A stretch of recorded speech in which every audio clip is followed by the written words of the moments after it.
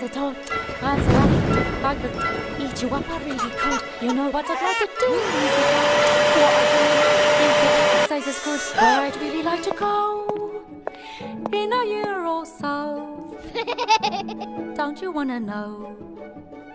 Do you really wanna know?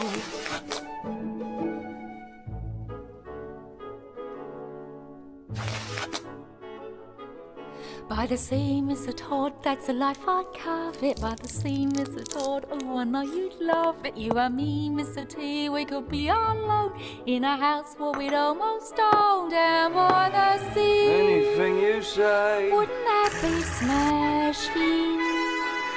Think as not it'll be underneath our flannel, and it's just you and me and the English Channel in our cosy retreat. Peppermint and Friday.